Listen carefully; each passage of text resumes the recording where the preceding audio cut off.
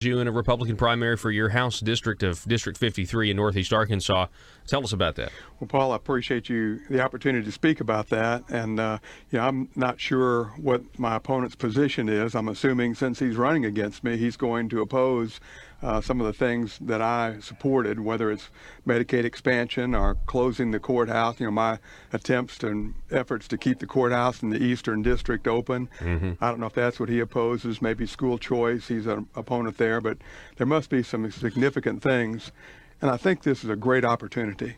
I'm really glad to have another Republican running, just like we want on the conservative side to encourage our more of the other side of the Republican Party. Yeah. This is an opportunity for us to have that debate. And what a great time this is. So I look forward to hearing his positions, and I hope our conversation today will help him describe some of those. Yeah. Let's talk about, though, I got to talk about Medicaid expansion, but I want to stick with the opponent first because, he is a doctor. He is working for one of the largest hospitals in the area. There's one large hospital in your district. They're the ones that scream. They have this hospital math that I believe is actually misleading and false to try to get taxpayer dollars. So this really could be about Medicaid expansion, right? This opponent is trying to pick on you because you're against Obamacare Medicaid expansion. Correct, and voted against it every time. And the American Medical Society is against the block grant concept. They came out opposed to that. So I don't know if and I think the Hospital Association is too. But when we originally expanded Medicaid, those of us that voted against it said we as a state can't afford it. And then the proponents said it's federal money. And the opponents, like me, said, well, it doesn't make any difference to the taxpayer. You're just taking out of the right-hand pocket. You're going to take it out of the left-hand pocket. Feels the same. I pay Fed taxes and state taxes. Same thing. And then the comment was, well, it's federal money. Let's take it. And those opponents said, at some point, we're going to have to pay the dollar. At some point, it's going to come back to us. Well, that day has come. And now we are trying to roll it back to the original number from, 315,000, trying to roll it back to 215,000. Those of us that saw that day coming said the day of reckoning is doing, and now the federal government says we can't afford it. So we're going to give you a block grant and let you take care of it. We're washing our hands. So in my opinion, those of us that originally said it's unsustainable at the state level and the federal level, it's coming out, we were correct. Absolutely. So and there's some politicians, your colleagues, are trying to pivot. All of a sudden now they care about, they actually care about, we can't spend this federal money forever, we got to do something. Yeah. Well, that would be my concern. I'd like to hear what my opponent has to say if he belongs to, works with a hospital who favors expansion, and he's a member, and I don't know if he is, but a member of the American Medical Society who favors expansion. I wonder what his position is. And again, if he's running against me, one would have to assume he's for that. I want to ask you about tort reform. This is something, I think this is also maybe behind your opponent. This is a special interest behind this tort reform that wants to do a lot of stuff. And mainly it's the healthcare industry, though. It's the nursing homes and that sort of thing. You voted against that. Which I want to commend you for. I think you recognize it for what it is. It's not the kind of tort reform I can get behind, and I think a lot of conservatives couldn't get behind it. It did pass. It's going to be on the ballot next November. Is that some of the reason you might have fielded an opponent? Well, I would imagine that's true. And there's a little bit deeper things going on there. That tort reform in the business that I'm in would have helped my business. That would have benefited my company, and I voted against it.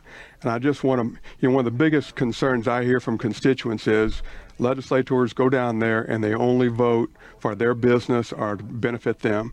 And I just hope that whoever the citizens of the District 53 vote for, it's someone that has their primary concern, the taxpayers and the citizens of District 53, and they put that ahead of their own interest. Because clearly tort reform would have been in my company's benefit. It didn't benefit our taxpayers, I felt, at this particular bill, and I voted against it. Do you agree that the primaries in the Republican Party are really the general election now? Sure, and it's going to be a fight for the heart and soul of the Republican Party. In the past 5 years, my district was typical. I was the first Republican since the Civil War to win that seat. Yeah. And I think it was true in our Senate race and in the other 4 districts. It's been 100 years.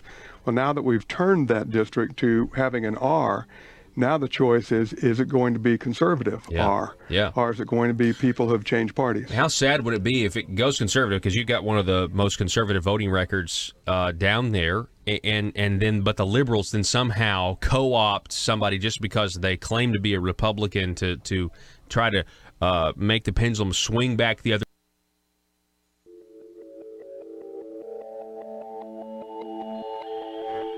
The maintenance of a free society is a very difficult and complicated thing, and it requires a self-denying ordinance of the most extreme kind. It requires a willingness to put up with temporary evils on the basis of the subtle and sophisticated understanding that if you step in to do something about them, you not only may make them worse, but you will spread your tentacles and get bad results elsewhere. I think it's time we ask ourselves if we still know the freedoms that were intended for us by the Founding Fathers. We lose freedom here, there's no place to escape to. This is the last stand on earth. Whether we believe in our capacity for self-government or whether we abandon the American Revolution and confess that a little intellectual elite in a far distant capital can plan our lives for us better than we can plan them ourselves. You're listening to the Paul Harrell Program, brought to you by Conduit Media Group. Hey, folks, it is the Paul Harrell Program. Welcome. Happy Monday to everybody out there listening. My name is Paul, and you have found the intersection of conservative ideas and reality where we are building a liberty machine. One of the ways you can contribute to helping us build that is to call us, text us, sound off on the program, Facebook Live, whatever you want to do. The number 870-275-9799. That's 870-275-9799. We do have a great show for you. Coming up at the bottom of the hour, I do want to, again, for the second broadcast day in a row, collectively celebrate the primary challenger of Dan Douglas, who never has seen a tax increase that he doesn't love.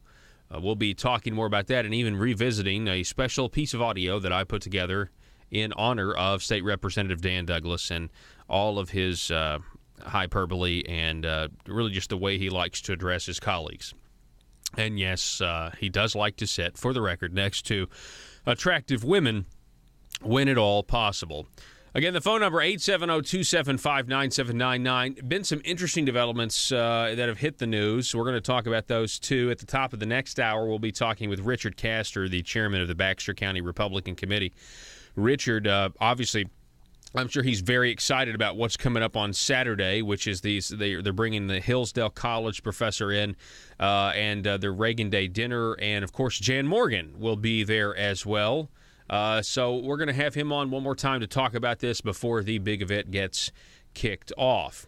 Let's go with this headline, though, first. Let's start the program off first. We have our whiteboard behind us that says public service. I'll tell you what I mean by that here in just a moment. Michael Wickline writing back on the 24th that there are 3 hires that have added to the state's consultant tab, a consultant. This is something that task forces really are big fans of. Committees can be fans as well, where they take taxpayer dollars and they spend it on consultants for the consultants or the experts, if you will, to come back and tell them what information they need to know. And it is this information under these parameters that the consultant set. Here are the facts that you are allowed to make your decision on what is good policy for the state.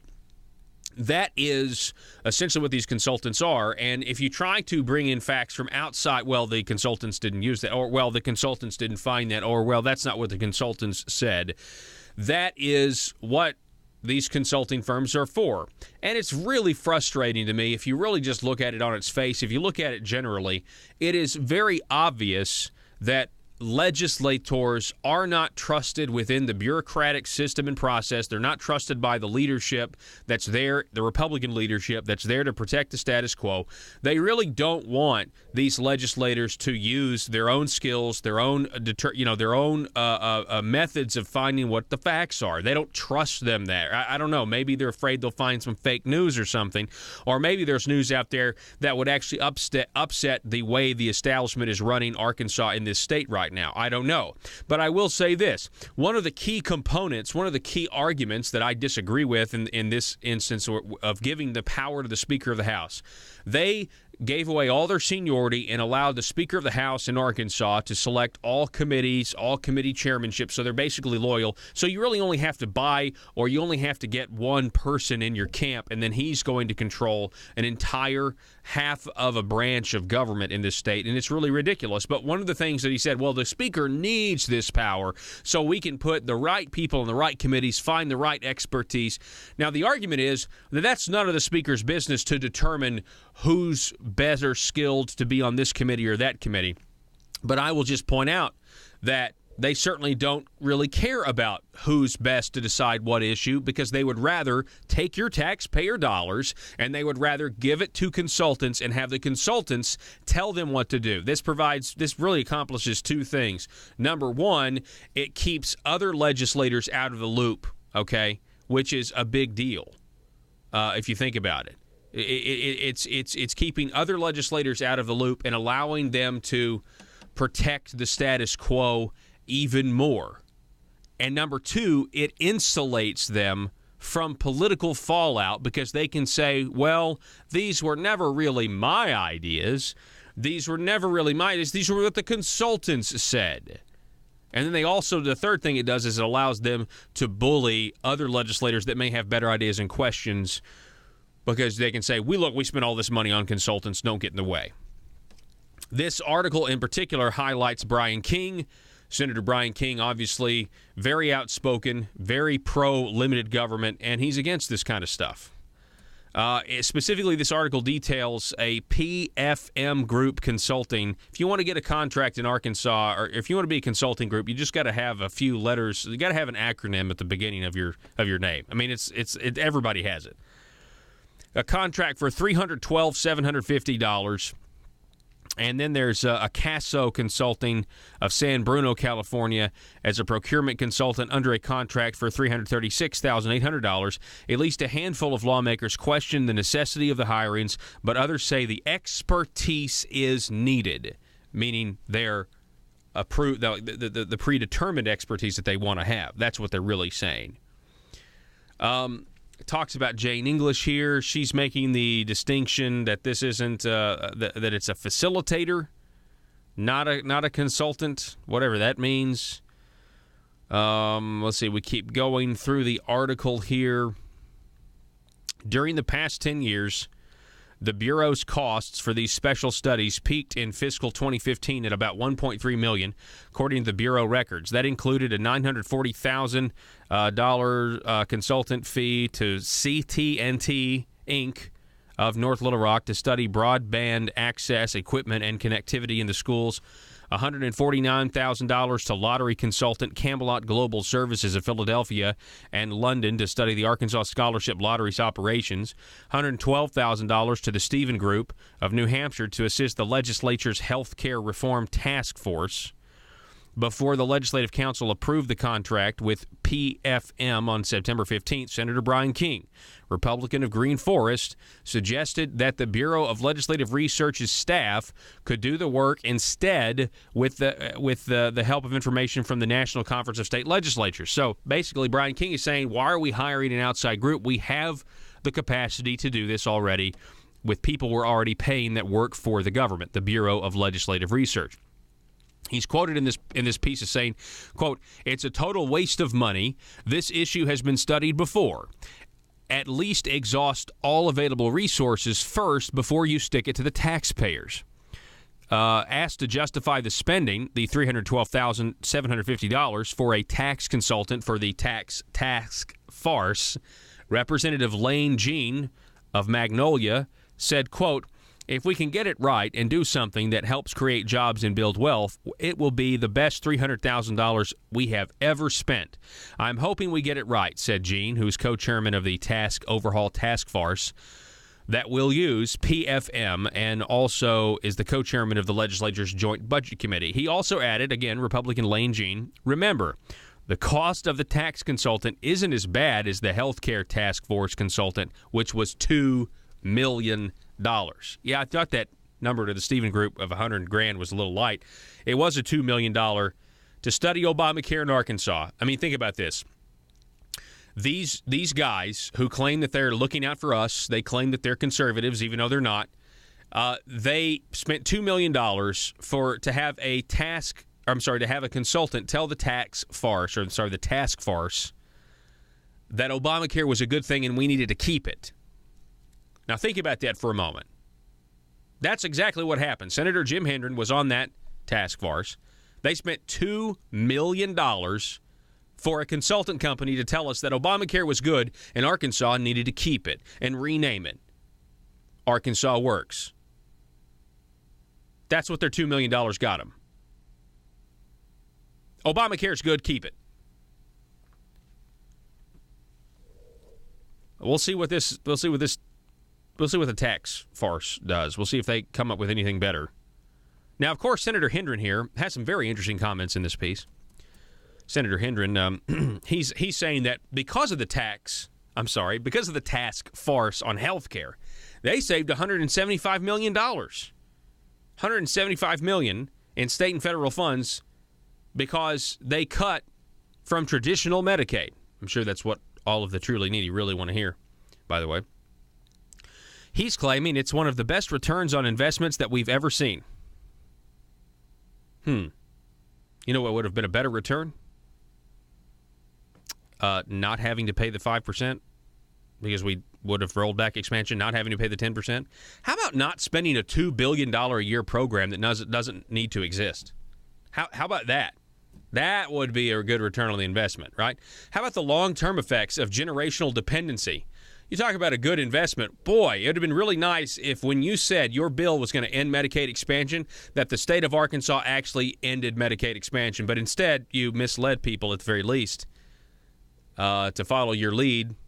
And now you have no conservative credentials. Because all you do is implement Asa Hutchinson's agenda, which is one of progressivism, liberalism, bigger government, bigger spending, caving on social issues. I could go on. Not all social issues, but the ones that Walmart doesn't like that are going to be, kind of hard on the corporate reputation, that sort of thing. They don't want to have to move.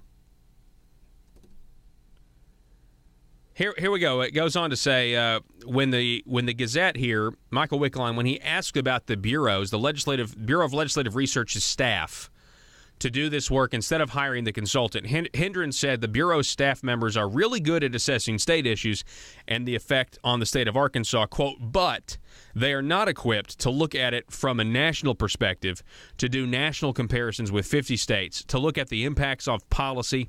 How did the tax code in North Carolina differ from the one in Kansas?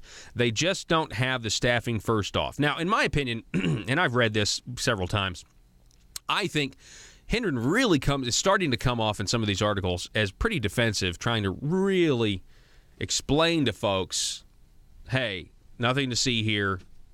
We're going to spend this taxpayer money. We're not going to use the existing asset. I don't know. He just seems to me be pretty defensive on this whole thing. He went on to say that the task force's mandate is twofold. Listen to this. To look at changes that would be revenue neutral and tax cuts. To look at changes that would be revenue neutral and tax cuts. Notice he doesn't say anything about reducing spending, because that's not, that's what Tim Griffin says that they should do, but that's not what the tax forces are there to do, because they know they've got to pay for Medicaid expansion. There's no way they're ever going to cut their spending and give it back. They're just not going to do that. Again, progressivism, liberalism, that's what we're fighting here. And we move on down here because this is the interesting part of the article. Hang on one second. Hutchinson says he favors additional tax cuts the next regular session. Yeah, that'll be an interesting situation. Let's see. It'll be interesting to see what kind of money we have. I'm going to talk about Asa Hutchinson's support for the Graham Cassidy Obamacare, quote, repeal, end quote, bill coming up here at the bottom of the hour. You don't want to miss that for sure. Please do not miss that. There was a part in here. Hang on a second. I'm trying to find it. I can't seem to find it. Here we go. So it's twofold. There'll be revenue-neutral tax cuts. Jim Hendren goes on, you're talking about hundreds of millions of dollars in tax cuts and policy, and we can't afford to get it wrong. That statement sounds familiar. See, taxes are paid to state government minus refunds, total $8.15 billion. They quote here, Marty Garrity noted the tax overhaul task force is looking for dynamic scoring of each component of the proposal. She said if the Bureau were to do this, it would require an outlay of funds to purchase the software package to run the data. Yes. Even if the Bureau were to purchase this software and run the data, the Bureau could not perform a significant component of the studies. And so now we're back to the task, the software aspect of this, which has been a complete disaster. I know, Joe, we've got to go. I'm going to wrap this article up when we come back, and I'm going to explain the whiteboard about what it says. The whiteboard today says public service, and I'm going to explain to you how they are trying, with consultants and lack of resignation calls, the Republican Party of Arkansas is trying to redefine the definition of what it means to serve you and me. Back in a minute.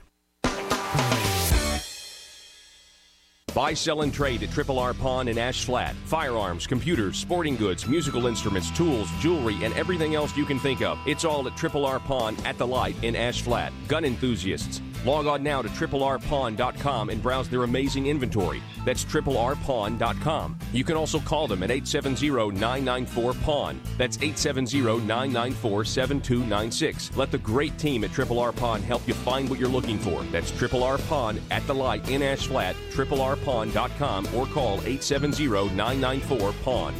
Arkansas small businesses are tired of taxes that are too high and regulations that work as obstacles to small business success. If you own a small business, it's time to take action. Now, I'm not talking about the local chambers of commerce. I'm talking about an organization that's actually run by small business owners and are fighting for small businesses right here in the state of Arkansas. They're called Conduit for Action, and they're on your side. Conduit for Action is here not to get something from the government, but to be left alone by the government. Think of them as your personal advocate for limited government at the Capitol in Little Rock. If you're tired of all the politicians talking with no results and ready for action, start outsourcing your government affair needs with Conduit for Action. Go now to conduitforaction.org and click on Contact Us on the right side of the page. That's conduitforaction.org, and stand up for small business in Arkansas.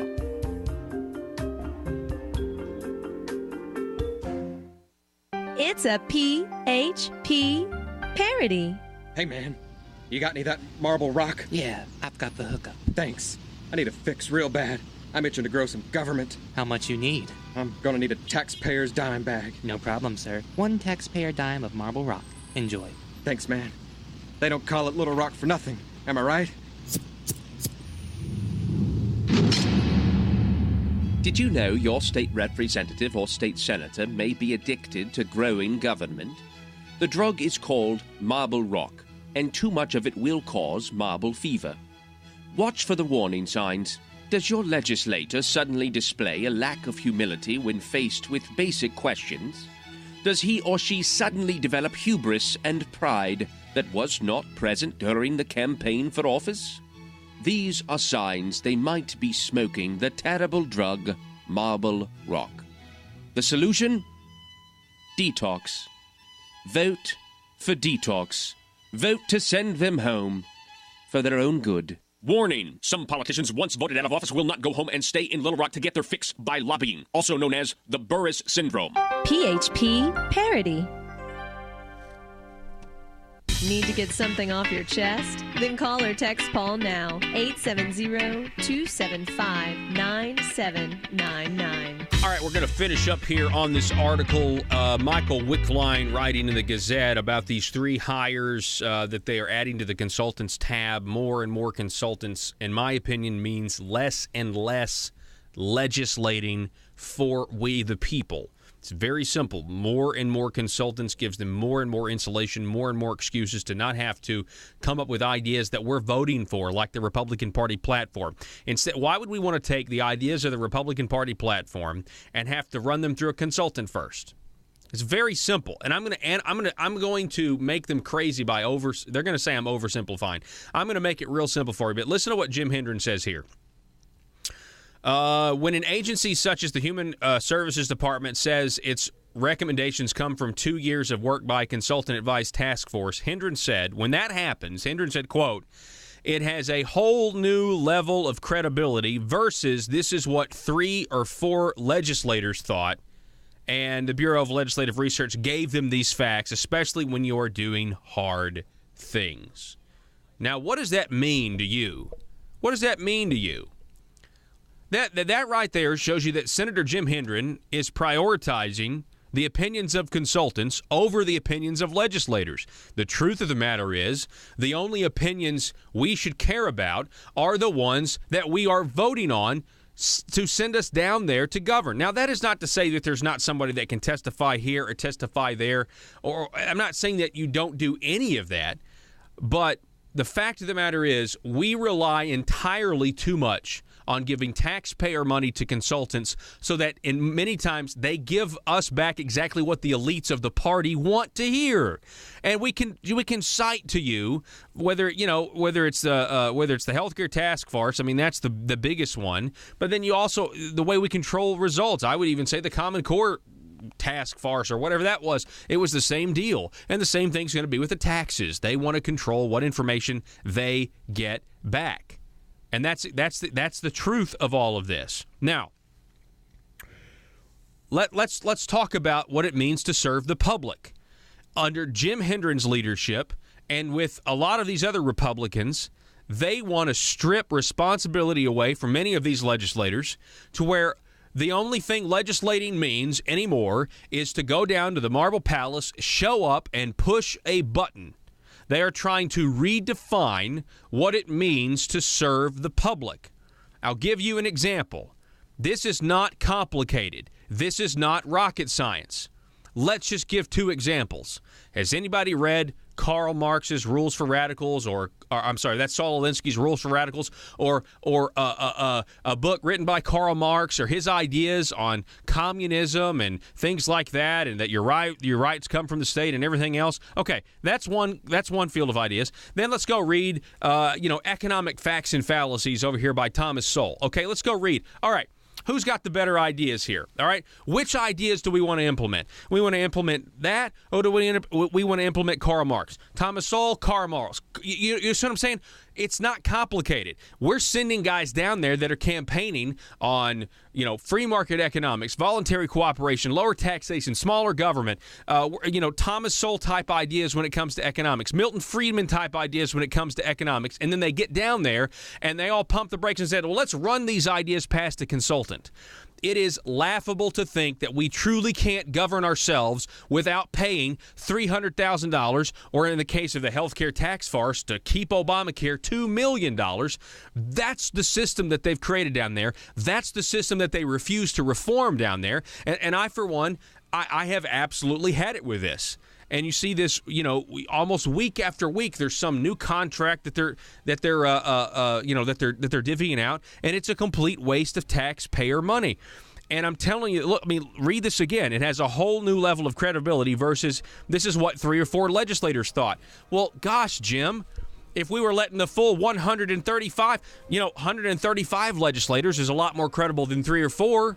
And I would take the opinion, honestly, of 3 or 4 legislators over the opinion of these consultants, because they're not elected. And this is a fundamental thing. They're listening to this right now, and they are, trust me, And they're thinking, oh, the government can never work the way he says. And therein lies the problem. They are terrified of self-governance without being insulated by consultants. Back in a minute. Paul Harrell, weekdays from 4 to 6. Learn more at paulharrell.com. Way, I agree with you. I think it is going to be a battle for the heart and soul. And you said it yesterday on your show. You said it's not conservative to vote for the Republican platform. Right. Yeah. That's the Republican platform. Yeah. And I think I committed to my voters to vote conservatively. Fortunately, the Republican platform reflected that. Yep. And so the streams all came together like they do in Ghostbusters for me. That's exactly right. Yeah, if you judge Dan Sullivan by his voting record, it lines up with the Republican Party platform, and I think that's obvious. Again, we're talking with State Representative Dan Sullivan. He has fielded an opponent. We talk about Medicaid expansion. Let's talk about you. I love the fact that you are willing to debate opposition. Specifically, in the last session, you were a supporter of the school choice legislation. Yeah. You were a supporter of this.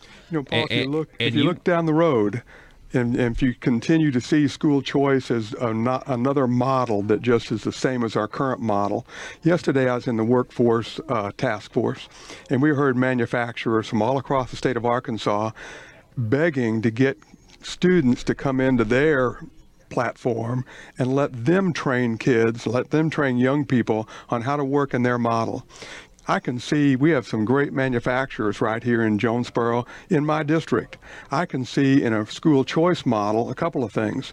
One, some of these manufacturers starting a VOTEC school particular to their business, where students go there and get their education. The classroom is actually in their facility on their grounds. And then they're going to school part of a day and they're working part of the day. And guess what that means? That means businesses are going to hire teachers. And there'll be a competitive market for the salary for our teachers. And those teachers will be on some of our strongest companies' health insurance. They'll be in the private market instead of the public school monopoly. Wow. But that takes them out of the box thinking. Well, every superintendent listening to this, in my opinion, is probably like, what is he? No, because, anything that upsets the status quo. And I think that's why you got so much pushback. You were supporting, a very mild school choice bill, but listen to these ideas, folks. I mean, this is what could actually really help our education system. And the school choice bill that we sponsored was not public money. That was additional money. So we're going to add several $1 million into educating the kids of our state and thinking about, again, it's not, if we're just going to replicate what we're already doing, that's not innovative. We've got to change the way we think and do things differently. And I think there's great opportunities that would benefit our teachers if they got in a competitive market. Can you imagine the large manufacturers here that said, I'm going to do that, and I'm going to hire the 3 or 4 best teachers or 3 or 4 teachers from my region, and we're going to increase that model. Just a great opportunity for everybody. It absolutely is. And again, I want to reiterate, when you went to these town halls and you confronted all of this, it was the teachers that I feel like, not all of them, but some of them, they were just parroting what they had heard in the teachers' lounge, coming from the top down, because a lot of the superintendents from that I was hearing from, and that where I was listening to what they were saying, they were misrepresenting what the bill said. They were misrepresenting what the bill said, and they admitted that. In some case, but we're following the model of John Dewey, who was not a conservative and who started this hundreds of years ago. We're still educating the same way. And so the people that were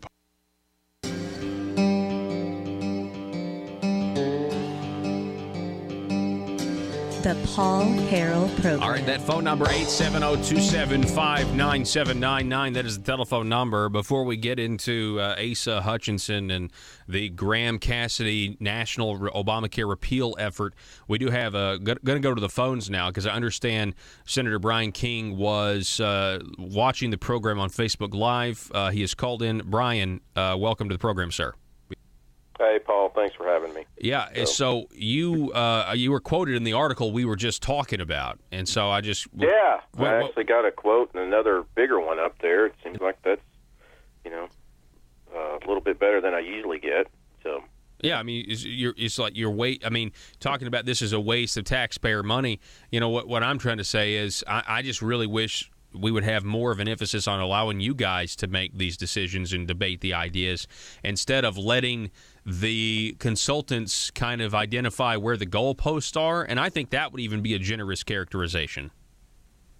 Yeah, I mean, understand when these laws or these things are passed, they're passed with the idea in mind that whatever it is, it's going to come up with what we want it to say. Okay. Paul, it'd be like, Rosie O'Donnell wouldn't hire you as her publicist. Okay. She might hire, some liberal person out there, maybe John McEnroe or, some of these liberal columnists. So obviously they're going to hire what they want, but they pick. The thing about these committees and these little task forces down there, they pick who they want on there. So it's not like there's this, great divide of, debate and everything like that. And I understand Jim Enron's the same one that, in Judiciary Committee, some of us, me and Senator Stubblefield, Colin Smith, and Rice, held up some gun bills or whatever, they were trying to do and try to make it better. Didn't matter. They pulled it out of committee. They ignored the committee process. Yeah. And that's the same thing with these task forces. And some people are serving on this and trying to do something in good capacity and have a debate. But, they go ahead and they just waste money again. I mean, this issue right here has been studied. It's not like it's some new thing like a nuclear or a meteor hit the earth in smack over Arkansas, and all of a sudden we've got to try and figure out what to do. You're talking about taxes, right? Yeah. We've studied the tax policy, and this is one of the key components of the Republican platform. This is what people run on is lower taxes, less regulation, and it's like, well, I mean, we don't want to use Brian King's ideas. We want to pay $300,000 to this consultant and use their ideas. No, and Senator Hendren wants to be able to control the committee, and Representative Jean's comments in there were very troubling. I mean, he said, well, basically, we didn't spend as much as the health care task force did. So does that make it better that instead of wasting, $1 million, we only wasted $300,000? I mean, and like I said, Representative Miller asked the question, is this going to focus on spending? And Senator Henry, to his credit, answered correctly, no, we have already done that, which is true in this last legislative session, in which they passed a 2-year balanced budget that had unrealistic growth projections of like 2.9% and 4.6%. So, and like I said, I went to joint budget a few times. Does that mean... And it's a joke. They're not focusing on the real problem here, folks, and that's their spending problem. And I want to talk about that. So does that mean that, when Tim Griffin wrote that letter urging the committee that you can't just look at revenue-neutral tax cuts, you also have to cut spending. So you're saying that that's now basically admitted, hey, that's not what we're going to be doing here on the task force. What they're doing is, you remember these tax cuts? Okay, tax cuts, folks, are not, I'm taking money out of one person's pocket and giving it to another person's pocket. That's not what a tax cut is. And that's what this committee is going to do. They're hurting for revenue down there. They've got to meet these unrealistic growth projections, and that means they need more money to feed the machine that they have created.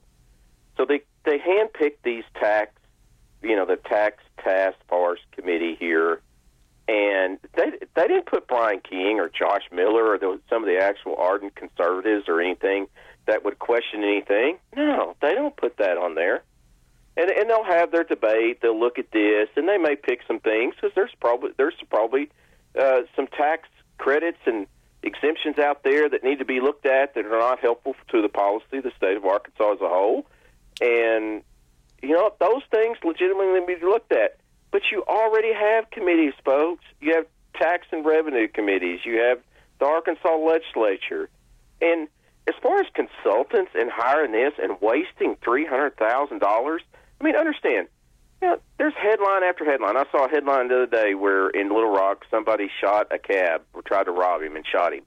Does that make, at a time we have a crime crisis created by, not addressed by Governor Asa Hutchinson and Jeremy Hutchinson and all the jokes that they put up, to try and address crime.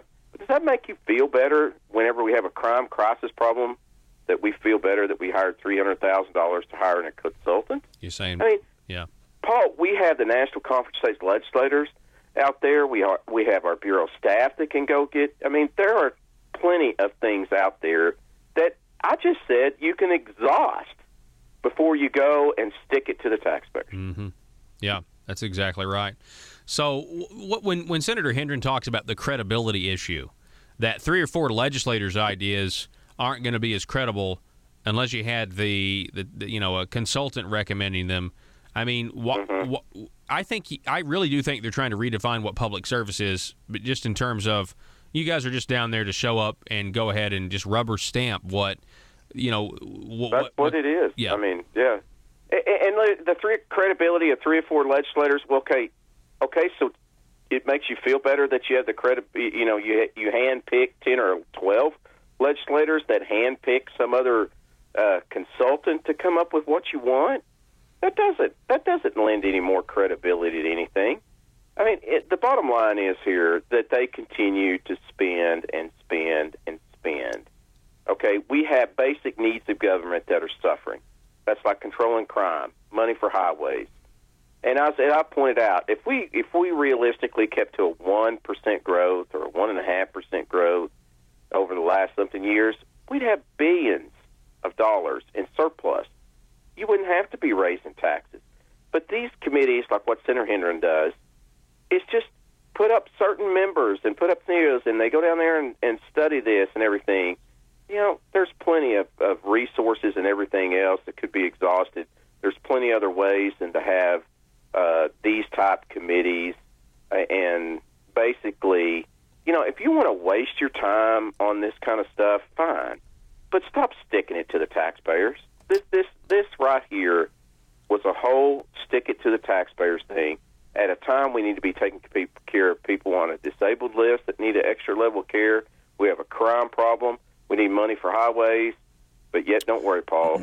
We're going to blow $300,000 more dollars. You were about a week ago the guest at the Washington County Republican Committee meeting. I played a little bit of that audio. You had an amazing introduction, by the way, by Secretary of State Mark Martin. I would just like to know, were you surprised, or were you not surprised, but were you relieved at the response that you got? You got a standing ovation both times when you spoke there, and you were giving them the facts that you're giving the listeners on the program right now. Have I had to retract anything? I've always say, J.R. Davis down there, he continues to go out there and says I'm false and misleading thing.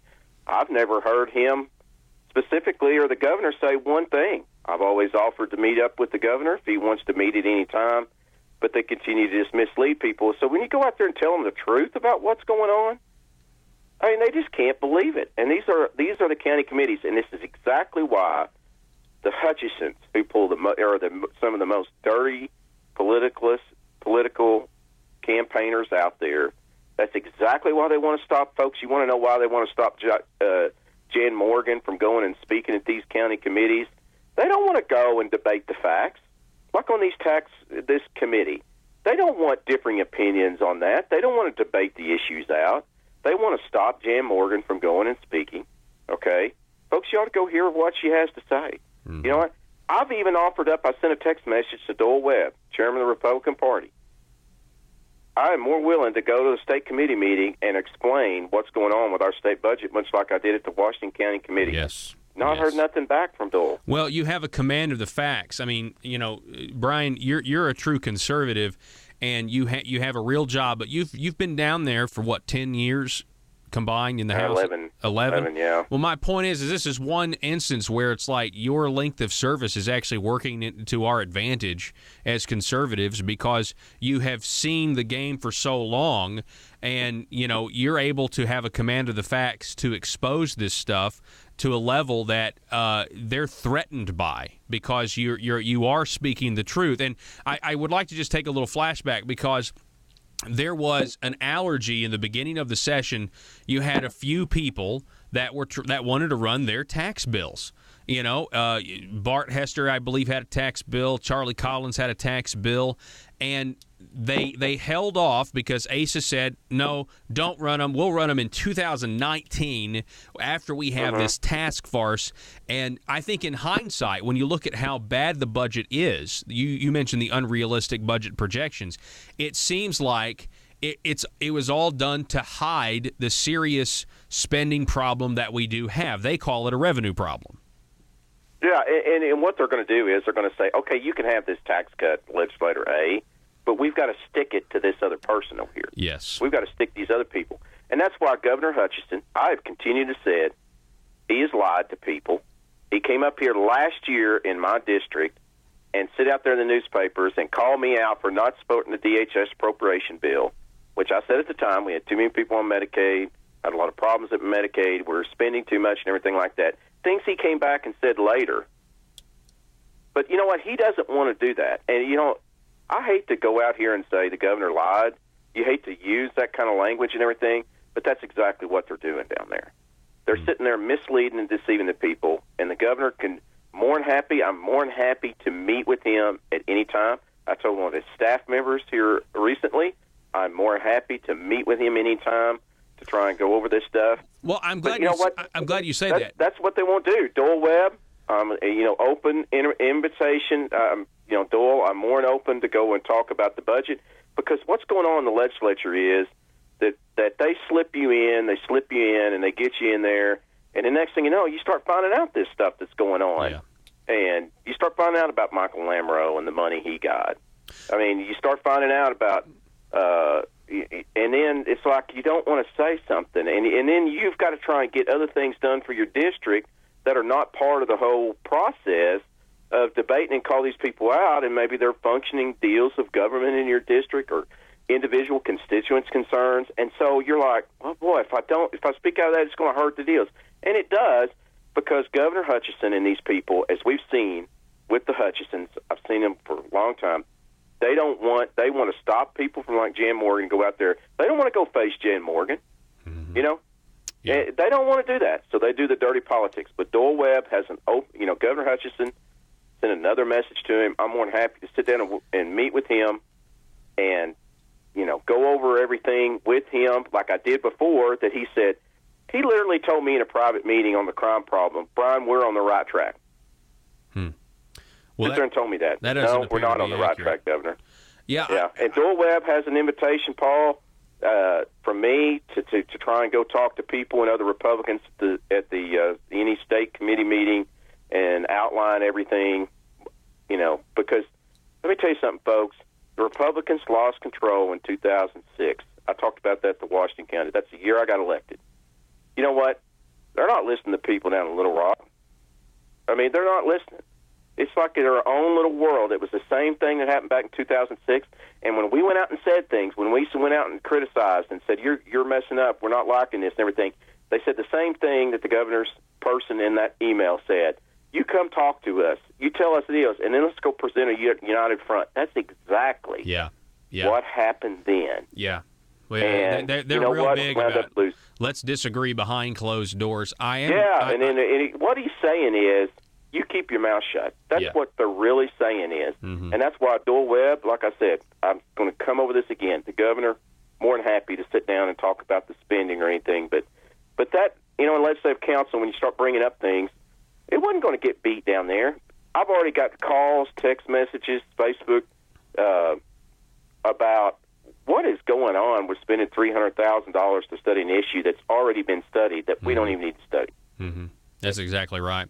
I'm really glad that you have that invitation, with Doyle Webb or Asa Hutchinson, because honestly, there's a lot of people, like if Governor Hutchinson were to change his mind and actually want to lead us, to cut spending, to do the real conservative things, to do the hard things, if he would lead us out of Obamacare Medicaid expansion instead of going on CNN and MSNBC advocating for it, there's a lot of people that would be like, yeah, let's do this. Let's work with this governor if he actually wanted to do what he hadn't listened for 2 years, and all he's done is mislead people, and in my district about what was going on.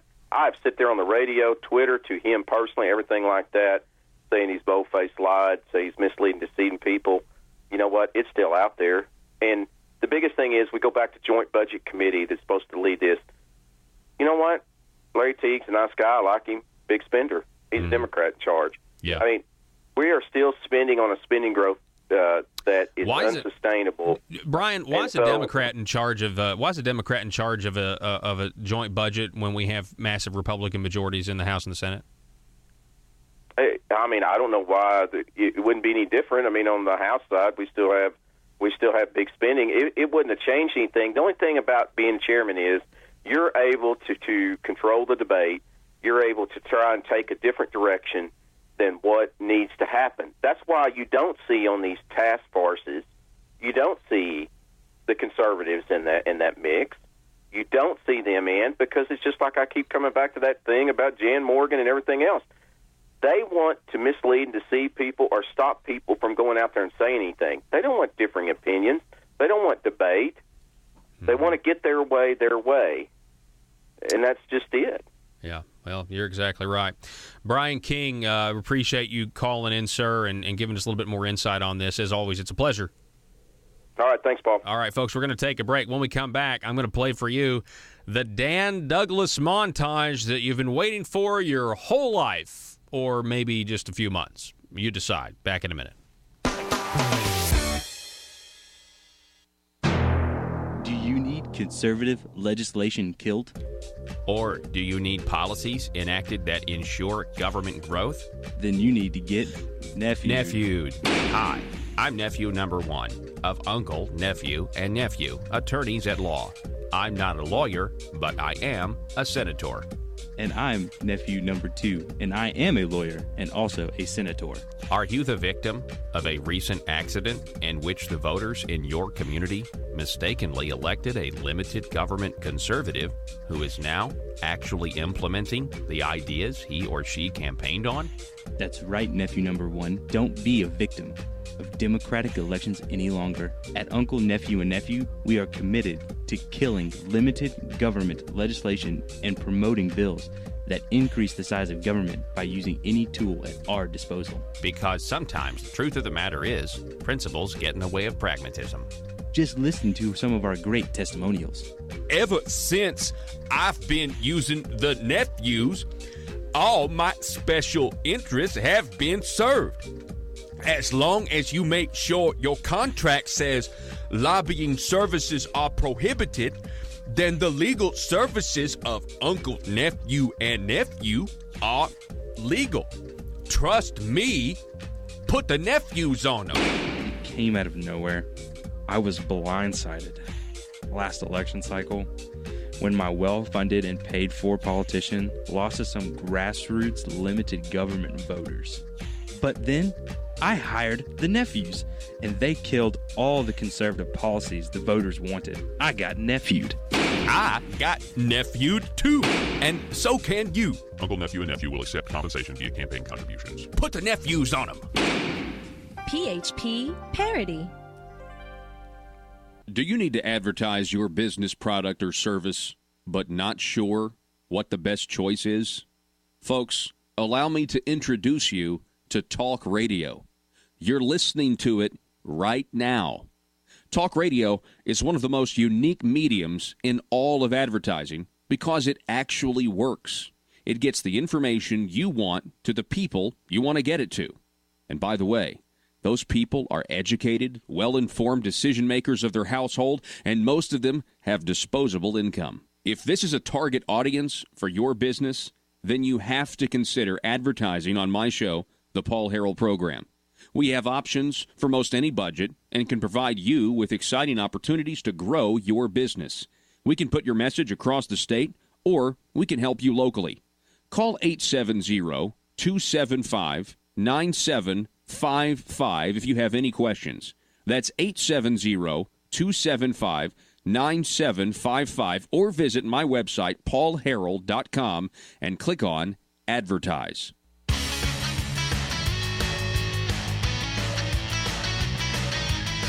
All right, ladies and gentlemen, welcome back to the program. Thank you so much for being with us. We can't do the program without you listening every single day as much as you can. I mean, 2 hours a day, get the podcast.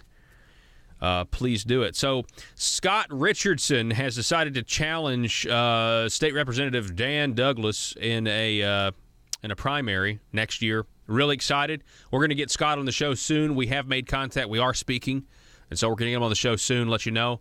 But in the meantime, if you want to know why Dan Douglas should be primaried, listen to this. In 1972, I bought a Led Zeppelin 4 album for the song Stairway to Heaven.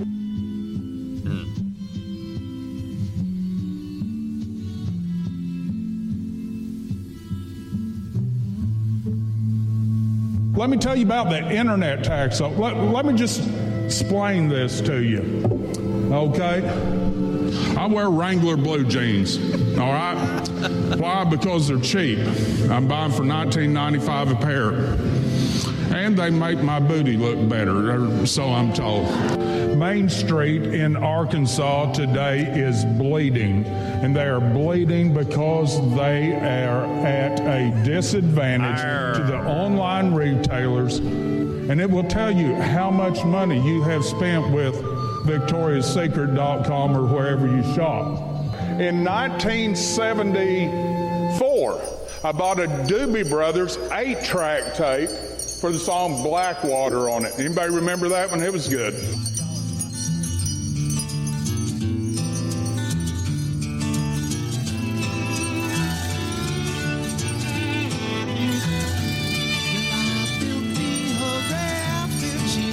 Who have chosen to do business in this state. Now, people say, what are we going to do if this passes and we have all that money? That's for us to decide. But I ask you, what are we going to do if we do not pass it and we lose our brick and mortar stores, our stores that employ our citizens in our towns? Mr. Chair, I'd like to make just a couple of comments. One, Mr. Waters said that this is an unconstitutional bill, and it is. We can either fund the future of Arkansas, we can either take care of our Main Street businesses, or we can just say to hell with it. I was in the room when he said that. That was a funny moment. In 1995, he was frustrated. I bought a CD, a Shania Twain CD. It had a song on it I liked and I wanted. Whose bed have your boots been under? Whose bed have your boots been under? Oh yeah. Let's rock out to this song for a little bit. They're closing the limited, whatever they sell, I don't know. We see what the budget is. Everybody wants, or a lot of people want to cut taxes. Other people want to fund certain projects. We have to have money to do that. If you have special projects, if you want to fund pre-K, you have to vote for this bill. Pain point politics. If you want to fund highways, you could vote for this bill. We have to decide how to divvy it up. In total, this could amount to $150 million a year or more. That's my viewpoint on this. I don't consider it a new tax. But it's $150 million more, but not a new tax, according to Dan Douglas. In 2011, I downloaded a Lady Gaga song, Born This Way. Any woman that wears a meat dress, I've just got a lot of respect for, I don't know why, but... And for the record, I always try to get a good-looking woman sitting beside me. And after it passed out of the Transportation Committee overwhelmingly, I did what a lot of us do, especially when we get older. Representative Hendren, I went into the men's room, and as I was standing there staring at the wall, as we all do, I heard a voice beside me. There was a man that said, now listen to this. The man said, one thing you didn't mention. And for the record, I always try to get a good-looking woman sitting beside me. Which school you want to close? Which prison you want to shut down? Or are we going to draw lots to throw people out of nursing homes? How are we going to fund these issues? We all know that. We passed medical marijuana here. I didn't know we'd realized we'd started smoking it yet. Folks, that's all the time. What you just said is one of the most insanely idiotic And things that's all I've the time ever we have for this hour, ladies and gentlemen. But that is Dan Douglas. That's the guy. He has fielded a primary candidate in Scott Richardson, and for good reason, because of his endless pursuit for more money from your wallet to fund state government. Folks, we have one more hour coming your way next. Happy Monday. Rush. Paul Harrell, weekdays from 4 to 6. Learn more at paulharrell.com. But the liberals then somehow co-opt somebody just because they claim to be a Republican to try to make the pendulum swing back the other way. I agree with you. I think it is going to be a battle for the heart and soul. And you said it yesterday on your show. You said it's not conservative to vote for the Republican platform. Right. Yeah. That's the Republican platform. Yeah. And I think I committed to my voters to vote conservatively. Fortunately, the Republican platform reflected that. Yep. And so the streams all came together like they do in Ghostbusters for me. That's exactly right. That's exactly right. Yeah, if you judge Dan Sullivan by his voting record, it lines up with the Republican Party platform, and I think that's obvious. Again, we're talking with State Representative Dan Sullivan. He has fielded an opponent. We talk about Medicaid expansion. Let's talk about you. I love the fact that you are willing to debate opposition. Specifically, in the last session, you were a supporter of the school choice legislation. Yeah. You were a supporter of this. Paul, if you look down the road, and if you continue to see school choice as another model that just is the same as our current model. Yesterday, I was in the workforce task force, and we heard manufacturers from all across the state of Arkansas begging to get students to come into their platform and let them train kids, let them train young people on how to work in their model. I can see we have some great manufacturers right here in Jonesboro in my district. I can see in a school choice model a couple of things. One, some of these manufacturers starting a VOTEC school particular to their business, where students go there and get their education. The classroom is actually in their facility on their grounds. And then they're going to school part of a day and they're working part of the day. And guess what that means? That means businesses are going to hire teachers. And there'll be a competitive market for the salary for our teachers. And those teachers will be on some of our strongest companies' health insurance. They'll be in the private market instead of the public school monopoly. Wow. But that takes them out of the box thinking. Well, every superintendent listening to this, in my opinion, is probably like, what is he? No, because, anything that upsets the status quo. And I think that's why you got so much pushback. You were supporting, a very mild school choice bill, but listen to these ideas, folks. I mean, this is what could actually really help our education system. And the school choice bill that we sponsored was not public money. That was additional money. So we're going to add several $1 million into educating the kids of our state and thinking about, again, it's not, if we're just going to replicate what we're already doing, that's not innovative.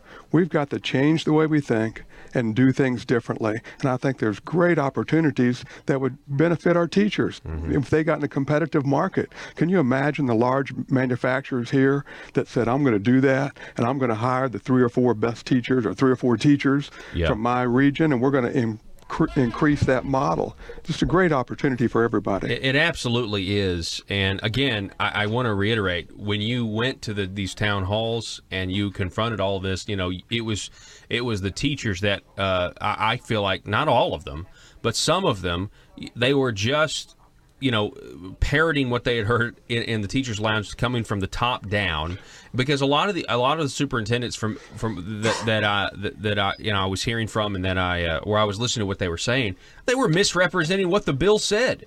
They were misrepresenting what the bill said, and they admitted that. In some case, but we're following the model of John Dewey, who was not a conservative and who started this hundreds of years ago.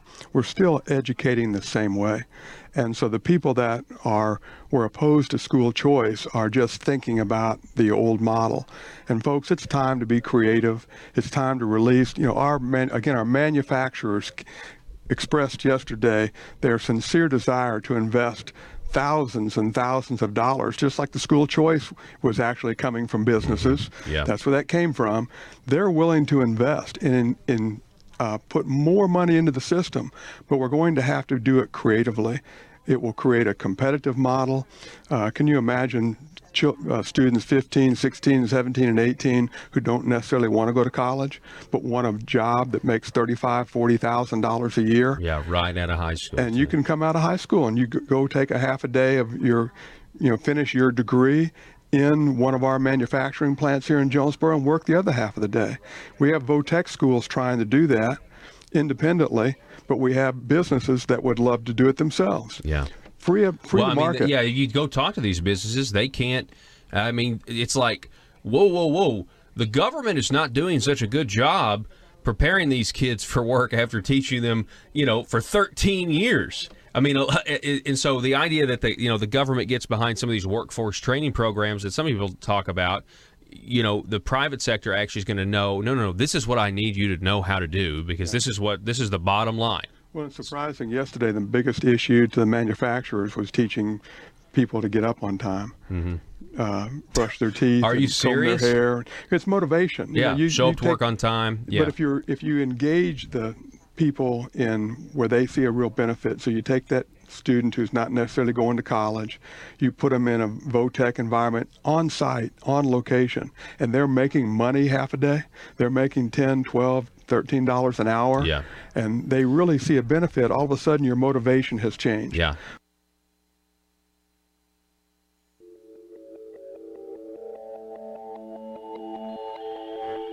The maintenance of a free society is a very difficult and complicated thing, and it requires a self-denying ordinance of the most extreme kind. It requires a willingness to put up with temporary evils on the basis of the subtle and sophisticated understanding that if you step in to do something about them, you not only may make them worse, but you will spread your tentacles and get bad results elsewhere. I think it's time we ask ourselves if we still know the freedoms that were intended for us by the Founding Fathers. If we lose freedom here, there's no place to escape to. This is the last stand on earth. Whether we believe in our capacity for self-government or whether we abandon the American Revolution and confess that a little intellectual elite in a far distant capital can plan our lives for us better than we can plan them ourselves. You're listening to the Paul Harrell Program, brought to you by Conduit Media Group. Hey, folks, it's hour number 2. Thanks so much for being with us. I hope everybody is enjoying their drive home. Those of you that are driving, keep the hands attended to. Stay calm, regardless of what you hear. Welcome back to the program. We have Richard Castor is with us. He's the chairman of the Baxter County Republicans, as well as a radio host called The View from Hillsdale. Check it out on Mountain Talk 97 on Saturday. Richard, welcome back, sir. Hello, Paul. Thank you for having me. Glad to be here. Yes, absolutely. I wanted to have you again because we're in the home stretch. This Saturday, Baxter County Republican Party putting on their Lincoln Day dinner, bringing in Dr. Mickey Craig from Hillsdale College, as well as Fox News personality Jan Morgan, and I know you're excited about it. Yes, sir. We are just so excited for it. Personally, I'm ready for it to get here. But I tell you, we have had tickets just flying out the door today, this whole past week. I think this is going to be a record-breaking event for us. Good. And so grateful to everyone who's, poured out support. Your regular listeners will know that it's been a bumpy ride the past couple of weeks, but this event is going to go off without a hitch. We're standing strong behind our speakers, and we are going to stand up for those great conservative values that made this country great to begin with. And we're going to have a blast doing it. You're referencing the pressure. I mean, that was our whiteboard all last week because we were getting word from just everybody across, in Mississippi County and in Baxter County about the GOP putting pressure on you guys to cancel Jan Morgan, to uninvite her from speaking. And first of all, you're saying that you guys are standing strong, and I just want to thank you, Richard, for standing strong and saying, hey, look, we're going to have our local Reagan Day dinner the way we want to have it. Or Lincoln Day. Sorry. Absolutely. Go ahead. Absolutely. And, Paul, I was really struggling with this and trying to figure out what I was going to say to you on this show because it's, I am the chairman of the Republican Party for Baxter County, and with that comes certain responsibilities. And I think what's on my heart to say is that if there are people in Little Rock who are disturbed that there are county committees standing up for the platform of our party and standing up for the most basic principles of conservatism, then the problem is with the people in Little Rock. The problem is that we have gotten to a place in Arkansas politics where we have men and women inside the Republican Party who may or may not belong with us in this party, who don't represent the principles and ideals that we stand for, that we should stand for as a party. And if that is the problem, then there's nothing I can do about it except to stand stronger, to stand taller, and to fight a little bit harder. And if that bothers some people in Little Rock, then so be it. We're not going to stop. You know, the problem is there. It's not here. And, you know, we don't have to go into all the details of it, but I think it's worthwhile to ask the question, should people who work in the highest levels of Arkansas's government be allowed to call and try to censor speech at local Republican county committees? And I think the answer to that is no. I think we should be standing together as a party. And if Jan Morgan makes you uncomfortable, well, I'm sorry, you're going to get even more uncomfortable, I think, here in the future. Mm-hmm. I think they've just shined the spotlight even brighter. Yeah, I do as well. And I was wondering, you know, there has been, for example, so Josh Waters, he has gone to several county committees, and I understand he's coming to your county committee. Is that this week, Richard? Yes, tomorrow night. Tomorrow night. So Josh Waters will be coming by and going over just a lot of the actual results we have from the 2017 session, and he's done this all over the state. And the response that he gets from county committees, you know, a lot of people already know about what happened, the lack of conservatism. Other people didn't know, and they find out. So I guess I'm curious, the other members of your committee, they're aware, just like the other members of the Mississippi County Committee. You know, I've talked to some of them. That are they shocked that they're kind of being told, hey, you guys are having the wrong guests that we disagree with? Or are there people defending the power structure? I mean, what's the mood in Baxter County right now? You know, and it's the great thing about the Republican Party is that we're not monolithic, right? Is that we are individuals and we do embrace that.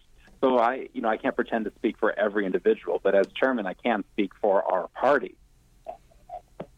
Is that we will stand strong by our speakers, and we're so we were horrified in the legislative session when we had Republican elected officials saying we needed more taxes. We were horrified when they said we needed to tax internet sales. We needed to spend an extra tax on used tires, that we needed all of this extra revenue generation. We were horrified then. And I think now with this new wave of things to be shocked by, I think it's more of the same. And maybe that shock is gone, but maybe it shouldn't be. You know, I think that we as a committee, we like to nickname ourselves the most conservative county committee in the state. And I don't know if that's true. But so, you know, we're here for the long haul. We're here for the long fight, and we're going to forward the cause of the true Republican Party and what it means for its platform. And if that means having to primary some of our own, I think primaries are an incredibly healthy thing. And we won't have a say in that. But as a citizen of the state, if I get the opportunity to vote for someone like Jan Morgan, Lord knows I'm going to walk in there and I'm going to do it. Wow. I love it when you go down the list about how, well, we were horrified, you know, when they raised taxes or they had this proposed tax increase and that sort of thing. And it's funny, now you have a speaker like Jan Morgan coming, and Little Rock is horrified. You know what I mean? It's kind of fair play as far as I'm concerned. And now but before we and I appreciate, again, I want to say, Richard Castor, one of the best conservatives in the entire state. Thank you for your leadership.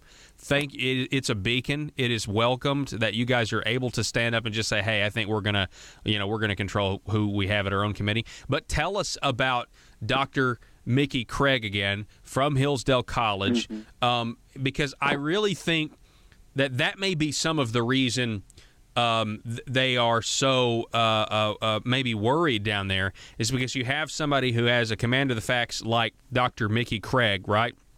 And then you have who's going to draw people in, and then of course, but Jan Morgan's going to draw people in. You know what I mean? You have two really credible people who are going to be at this event, and I think maybe some of that is why they're worried about this. But tell us about Dr. Mickey Craig one more time. Absolutely. Dr. Mickey Craig is the chair and professor of politics at Hillsdale College, so one of the lead professors up there. And everyone knows Hillsdale. If they listen to talk radio, they know Hillsdale. Yes. But it's the only school in the nation that accepts $0 from any federal money or state money for their school. So they're privately funded, and they're able to teach truth. They're able to teach that there is a God, that there is truth, and there is right and wrong. And so Dr. Craig is one of the leading intellectuals on America's founding fathers alive today. And so he will be here. And I got to talk to him last week about his speech. He's already been writing it. And his whole speech is going to be how to view Donald Trump from the perspective of the founders and how we should be seeing politics today. And I called him and I told him about, the struggles we've had as conservatives down in Little Rock. And he goes, well, it sounds a lot the same. It sounds like the same struggles we have in Washington, D.C., that we give these guys power and they don't know how to use it. They don't know how to win. And so it's going to be really interesting to hear what he has to say about all of this. And there is going to be a question and answers portion. And so Lord knows what people are going to ask him, but it'll make for an exciting night. And we've already gotten calls today that we have different news outlets from Little Rock and Fayetteville going to be here to cover it. So it's going to be a great night. And I would invite everyone who wants to be there to come up. We're still selling tickets for 2 more days, so this is your chance to come. BaxterGOP.com or call me at 870-421-9684. And I'd love to give you some tickets. We still got some tables left, so if you want to be here, we want you here. That's awesome. BaxterGOP.com. Richard, I'm excited to come. I'm planning on being there with bells on because I do not want to miss this event. So I look forward. Oh, I've had people call and say, hey, can I buy a ticket? I heard Paul Harrell's going to be there. No, you did we're not. Happy you're going to be here. Okay, too. all right. I promise. Well, hey, I appreciate that. I appreciate all your hard work. Again, that website, BaxterGOP.com. Get your tickets for the next 2 days, folks. They're going fast. Richard, I appreciate it, sir. Thank you so much for coming on again. Thank you, Paul. All righty. Folks, we're going to take a break. The Liberty Machine rolls on. Back in just a moment.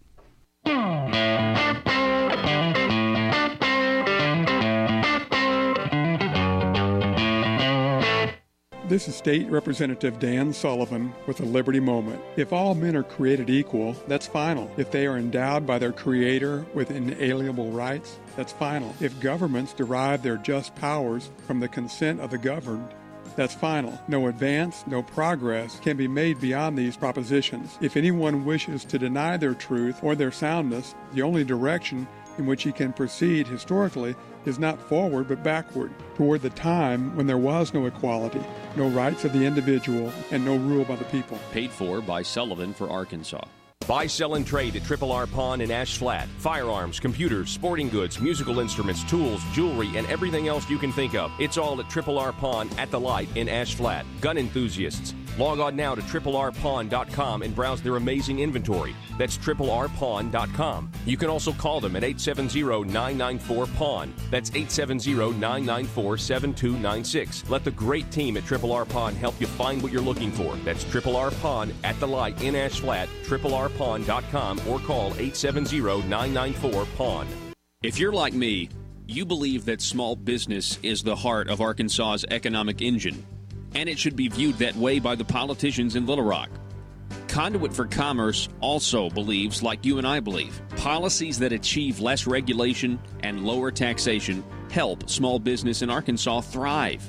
Other policies like small, constitutionally consistent government and reducing citizen dependency on government keeps it from growing and expanding its influence on our daily lives. Conduit for Commerce works every day to educate the general public and legislators on these important priorities in the name of Arkansas small business.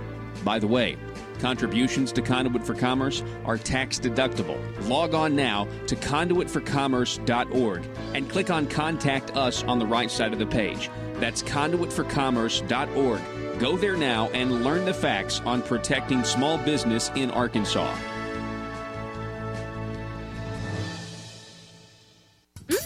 What you cooking? It smells familiar. I'm cooking something amazing, new, and different, and you're going to love it, babe. Really? It seems like we've had this dish before. Don't believe me? Come and taste it for yourself. Okay. Yeah, I think I'm right. This tastes just like Obamacare. No, actually, it's the new private option. I call this fantastic new dish Arkansas Works. That's odd, because it looks and tastes just like Obamacare. Why do you always have to be so critical? I'm in here cooking, trying to do something nice for the family. Because I thought we talked about this before. I don't like Obamacare. You just need to give it another chance. So, you admit it's the same? No, it's different. It's Arkansas Works. Let me ask you something. Does it smell like Obamacare?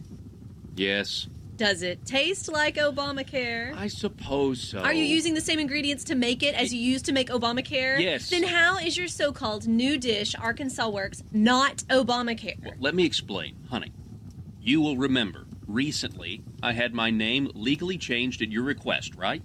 Yes, I know. You had it changed from Duke to Rover. I dislike the name Duke, and I think Rover sounds so much more personally responsible.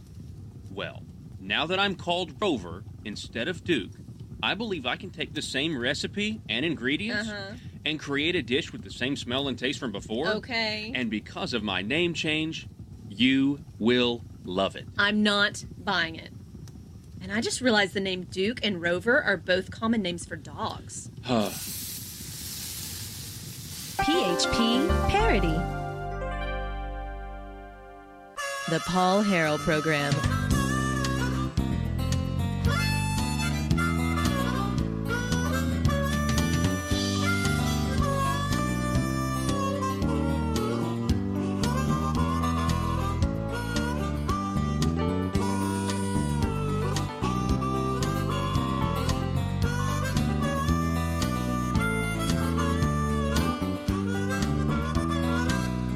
All right, and welcome back, ladies and gentlemen. Thank you so much for being with us. So one of the things I didn't get to say last hour, and this is the truth, public service is being redefined. We talked about this in the context of consultants being paid by the government to give legislators a pass so they don't have to come up with their own ideas, or they don't have to, and then they can also use they want predetermined results. So how do they get there? Let's insulate the politicians so they can claim this isn't my idea, this is a consultant's idea, and how they're basically redefining public service to where we vote for our legislators. They go down there only to just push a button, not to actually legislate, not to debate, not to have open, up or down votes on amendments and things like that, but just to do whatever the Republican establishment in this state tells them this is what you need to do. Redefining public service. And specifically, this lays in the lap of the Arkansas Republican Party. They are the ones redefining what public service means down at the Marble Palace in Little Rock on this issue, as well as, let's talk about Jake Files for a second, shall we? Going over all of the things that Jake Files has done, going over all of the judgments that are against him, the loans from lobbyists that are against him, all of that stuff. You start to go over it, and you say, hey, hang on a second. Why hasn't this guy resigned yet? Right? You've got First Western Bank versus Jake Files for $2 million. TB Financial versus his company FFH Construction for $15,000. You've got Federal National Mortgage Association versus his company FFH Construction for $1.87 million. You've got Richard Griffin versus Jake Files, a lawsuit from a family trust on a foreclosure suit. They got a judgment for $467,000 on that. American Builders versus FFH Construction, a lawsuit against Files business for failure to pay for construction materials. That's another $69,000. That's a judgment against him. You have a suit by subcontractors against the city of Fort Smith for payment for work done for Jake Files and companies at the River Valley Sports Complex for $200,000. You have a theft by deception claim by the Fort Smith city director for $33,000. You have a wire transfer of $80,000 from Arkansas Healthcare Executive David Norsworthy to Jake Files Construction Company. You have a $30,000 loan from lobbyist Bruce Hawkins, which is now employing, wait for it, Governor Hutchinson's former chief of staff, Michael Lamoureux. You have GIF grant money and the sworn FBI affidavit to get a warrant to search Jake Files to go seize his electronic devices that says that he's committed wire fraud. Total suits, judgments, loans, and payments from lobbyists total $4,793,017.69. And it actually goes up once you add the IRS liens against him. We're looking at even more. Now, this is Jake Files, okay? This is who he is. He still has not resigned. The Arkansas Republican Party has not called on him to resign. He is still around. The Arkansas Republican Party is trying to redefine public service on a different front. They want you to believe that Jake Files is serving the public right now. Let me say that again. If Asa Hutchinson calls a special session tomorrow, they want you to believe that Senator Jake Files, who's the chairman of the Revenue and Tax Committee in the Senate, is capable, is of sound mind, and can accurately serve the public and the people of District 8. Isn't it District 8? I can't, it escapes me right now. The people of Fort Smith, that he is duly serving the public.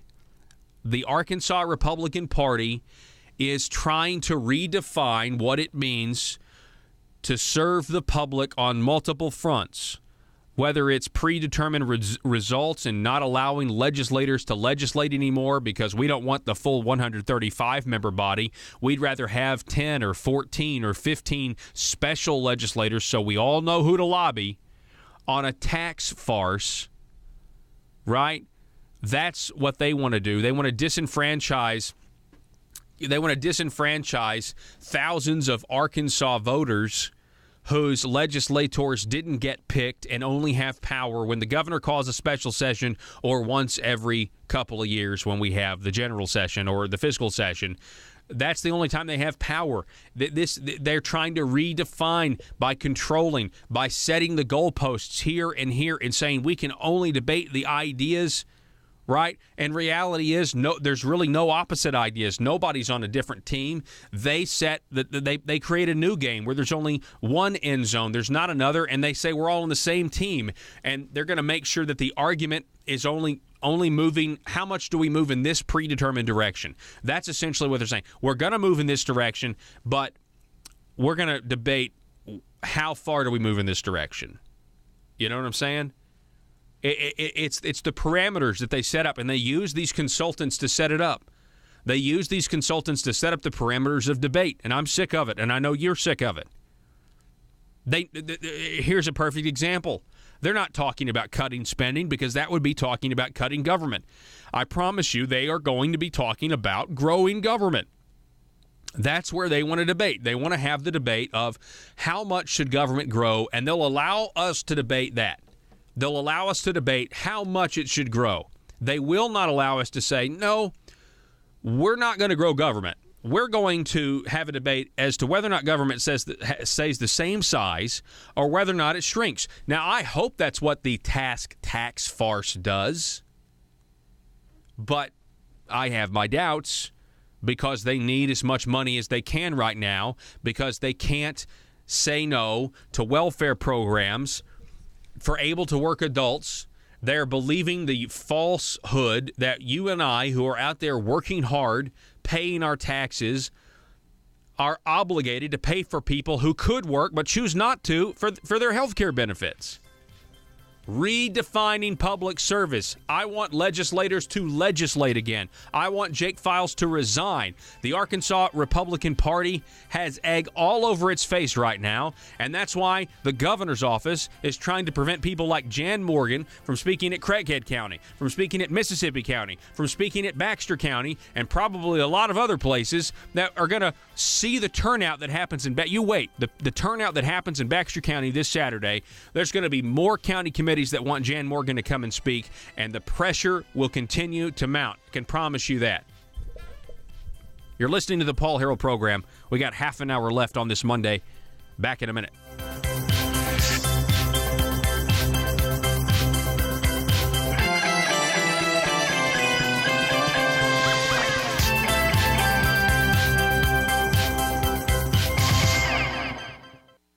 Paul Harrell, weekdays from 4 to 6. Learn more at paulharrell.com. But if we're going to continue to put them in the same school model that is frustrating that just look portion at the results. now. Look at the results. Yeah, we've gotten it before. But again, let us. Would Moses say, "Let my people go"? Yeah, it's not that it's not that the old model will cease to exist. It's just like we've got to try new ideas, Right. and right now, So all right, so let's talk about the college Republicans at Arkansas State University are hosting an event coming up in a couple of weeks? Yeah, I think October 24th. I just heard about this the other day with Iverson Jackson. Yeah, Jerry Cox is going to be here from Family Research Council. Oh, wow. I think you've got a guest coming on after me to talk about the detail of that. Yeah, Hannah Webb is here, the president of the College Listen, what an Republicans. exciting thing to hear about Arkansas State University and our college Republicans getting engaged at this level. Yeah. I just really appreciate that, and I'll be there, and I hope, I think they have a 300-seat room to meet in. So once Hannah tells you how to get your tickets, you better get your tickets early. All right, yeah, absolutely. And Iverson Jackson, I mean, he was at the Tea Party Alliance this weekend. I know you were at the Alliance this weekend. He does a great job. What did you think of the overall event this past weekend? Sure. Well, first, Iverson spoke on One Nation Under God. And he's going to do that, understand that same presentation here. One nation under God. Our college campuses need that message. We had a great meeting with the Tea Party. We had a full crowd, big crowd, a lot of folks there, a lot of excitement, people from all over the state. And again, I think the issue is kind of boils down to what's happening right here in District 53. That we're in a battle for the heart and soul of the Republican Party. The Tea Party is fully engaged in that. I'm proud to have their support. I appreciate that and look forward to the opportunity to have those good discussions about Medicaid expansion, about school choice, about people see some of these as going backwards. So when they're just not thinking ahead in the future. Yeah, and that's where we need to go. I think some of these issues we need to bring up. I'd like to know what your opponent thinks about some of the tax increases that the establishment Republicans tried to ram through. Some of the ones that you were against. The other issue is this Eastern District Courthouse. And I was in Caraway this morning, and I sat down there and talked. We had a bunch of listeners over there, Paul. Yeah. But, the reason to close that Eastern District, we need to do a study and have some data to support keeping it open or whatever we do with it. Mm-hmm. But we had no data. So there was legislation last session to try to do that. It was a kind of a local job, and all of a sudden, before you knew it, there was a push.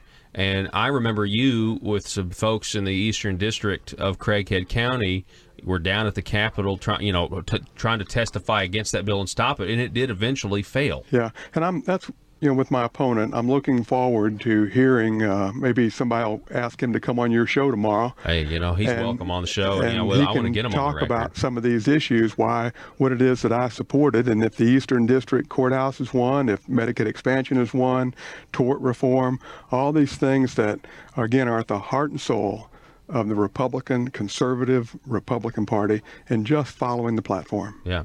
Dan Sullivan, State Representative, District 53. Thanks for stopping by. Thanks, we appreciate it. Okay, folks, we're going to take a break. We're going to be back in just a second.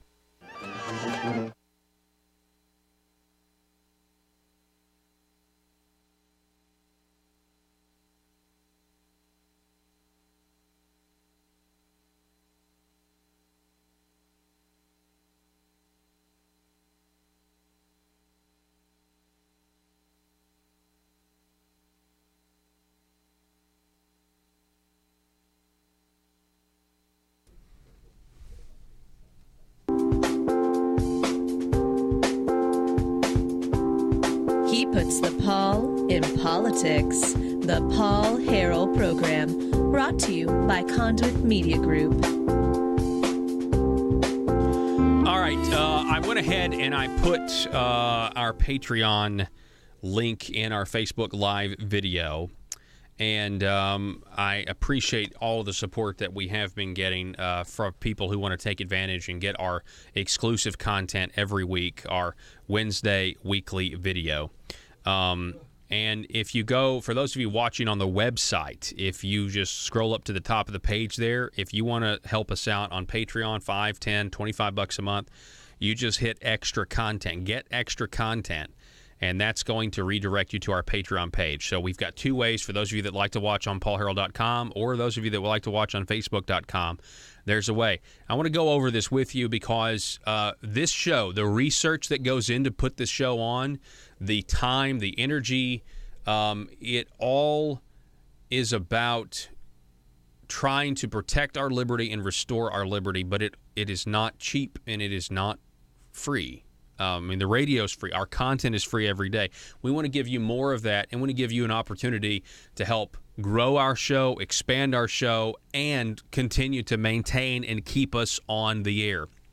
Our first level for $5 a month is a Liberty Machine engineer, where you get to contribute to the Liberty Machine to sustain it, and we're going to give you access to the community message board as well as our exclusive Wednesday Weekly, which comes out on Wednesday. We were shooting a little bit of it today. By the way, if you want my opinion on the NFL, you want my opinion on Donald Trump and taking a knee in the national anthem, that's the topic of our Wednesday Weekly video this week, as well as tying it into what do we do as Arkansans? What do we do with our own government? And we talk a little bit about a favorite of mine, Francis Schaeffer, in his book, How Should We Then Live, in relation to this entire thing. And it's a different approach than you're going to hear anywhere else. And you can do that all now for $5 a month. Scrolling down, you can become a producer of the Paul Harrell program, where we're going to give you that Wednesday Weekly, as well as throw in a lists of guests and topics that you get to choose from, so we get to hear from you, and you get to help produce the program and decide what it is I talk about and who I talk to, for $10 a month. And then a Conduit Media Insider. This is the last level that we have. Your very own Liberty Machine t-shirt, as well as the lower tier content, and you'll get to come and meet me for invitation-only live broadcasts, depending on our fundraising goals here. Once we have enough of you guys, we're going to have strategy sessions, and we're going to talk a lot about what we can do. And it'll drive the people in the establishment nuts, by the way, when we have these little get-togethers. Trust me. So it's all up at patreon.com/thephp. And all of the subscribers so far, very valued. We appreciate it. Patreon.com/thephp. It's in our Facebook Live feed, as well as for those of you on paulharrell.com, just click Get Extra Content. And I appreciate you letting me take the time to tell you about it. Moving on to the news. Here we go. This is hilarious to me. This is so funny. Can anybody see how, like, if you just look at the headline, former Governor Beebe says that the new health care bill will end Arkansas Works. It's fantastic. It's fantastic because it confirms exactly what I said. Oh, my gosh. No, not the headline, but that, in fact, the opposite of what Mike Beebe says is true. You see, I told you... See, if they would have just left it alone, they could have used it to combat the narrative that I was pushing. Oh, my goodness. If they'd have just left it alone, they could have used it to combat. See, what I said on Thursday and Friday, I said, if Asa Hutchinson supports the Graham-Cassidy Obamacare repeal bill, run for the hills. If Asa Hutchinson supports it, you know it doesn't do anything to end Medicaid expansion, even though people say it's going to end Medicaid expansion. We're still going to be talking about able-to-work adults on Obamacare. I mean, it's going to be a block grant. These people, they want you to believe that they have the spine to not cover, to take that money and not cover who we're already covering. And that's not at all what's going to happen. You know exactly what's going to happen. They're going to demagogue it. You'll have Asa Hutchinson say it's unbiblical, which he has. When they were trying to defund Arkansas Works, he said this is unbiblical for the mom who's working at a diner 40 hours. If she works at a diner 40 hours a week, she wouldn't qualify for this program. They conflated. They try to make you think that this is for the working poor. It's for people who don't work. That's who this is for the most part. So, that being said, how does Governor Mike Beebe, when he says that the new Graham Cassidy approach would end Arkansas Works, what does Asa Hutchinson do? He comes out and says, no, it will actually strengthen the program. This is from KNWA. Former Arkansas Governor Mike Beebe on Monday said the new Graham Cassidy health care bill will end the state's Medicaid expansion. When he signed the Medicaid expansion into law, it was known as private option. Of course, now it's Arkansas Works. Keep scrolling down here on this article here, because this is what's interesting, because he compliments Hutchinson. Yeah, quote, this is Mike Beebe, former governor. I'm proud of what we accomplished under my leadership in 2013, meaning expanding Obamacare. I'm proud of what we accomplished under my leadership in 2013, and I was just as proud of the work that was accomplished under Governor Asa Hutchinson in 2015 to continue Arkansas Works. He encouraged people to call Tom Cotton and call John Bozeman and tell them to not vote for the bill. Scroll down, Joe, because here it is. Asa, he can't stand it. They couldn't even appear to be conservative. They couldn't even appear to be conservative in a phony way. They couldn't just let the governor say it. They couldn't appear to be conservative in a phony way. They had to come out and say, it will not end Arkansas Works. In fact, it gives states the flexibility to create their own program uniquely suited to their population, just like Arkansas Works. Graham Cassidy will only strengthen the program. Strengthen a program that was supposed to have $215,000 on it, and it had $330,000 on it. But it's going to strengthen the program. I guess I'd love to know what the definition of strengthen the program means. Does strengthen the program mean increase the enrollment? Because if that's the case, I don't think you can get much stronger than it is right now. Knock on wood. I'm knocking on wood because I'm a taxpayer, and I'm tired of paying for this stuff. It's ridiculous. This is hilarious. You got to understand how funny this is. Asa Hutchinson can't win for losing, in my opinion. I mean, Mike Beebe comes out and says one thing to the mainstream media. The Democrat Party comes out and says one thing. The Graham Cassidy bill is going to end Arkansas Works. And Asa Hutchinson can't that would have been a political win for him. He could have come out and said, well, yeah. No, instead, he comes out and wants to assure the progressive media and progressive Mike Beebe. And now what is the debate? The debate's not whether or not to end it. The debate is whether or not the bill ends it. And Asa Hutchinson is on the side that if it does end it, Jim Hendren, that'd be a terrible thing. No, it doesn't end it. It strengthens it. It strengthens the program. Again, this confirming everything that I said. Asa Hutchinson confirming everything I said last week when I said if Asa Hutchinson supports the Graham Cassidy bill and he says it's good for Arkansas, it means one thing: the continuation of welfare as we know it, which is unacceptable, not conservative. It's progressive, and it's designed to get as many people dependent on the government for their health care as we possibly can. And once you get to that point where more and more people are dependent on the government for their health care, folks, the whole thing, they can take it all away. They can threaten to take it all away, which will get people to do unbelievable things like, I don't know, give up their business entirely for a sweet government job.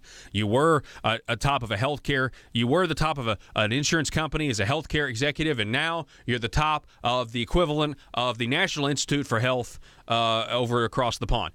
That is where this is all headed. Mark my words. The phone number, call us, text us, let me know what's going on, 870-275-9799. No, we're not going to break yet. I just want to let everybody know. Let me know what's going on, 870-275-9799. Mark on Facebook writing, signs and wonders, BB and Asa. Mark, you spelled Asa wrong. You're supposed to use the $ and substitute that for the S. Okay? Mark, I know. Come on. Here, I'm going to do it for you. There's the A and the $ and the A. Yeah, that's no, that's that's wrong. I almost misspelled it. Or I did. Did I hit the cap? Hang on, I hit the cap lock. I'm sorry. I've screwed up here. I should have done something. Say, where's the cap lock? There we go. That's normal. So we have that, and we have the $ and the A. That's how you're supposed. There he goes, Mark. Mark is there. What people don't know is Mark on Facebook here. He's the one. He's the first one that I saw that started spelling Asa with the $ in his name. I hope I'm not giving credit where credit is not due, but I'm pretty sure that's the case. Yeah, I mean, anyway. So, once again, there's so much in this little article here. Former Governor Beebe saving the day, in my opinion, by, I don't know, let's see, saving the day by, I don't know, exposing the Asa as not being a true conservative or a true Republican.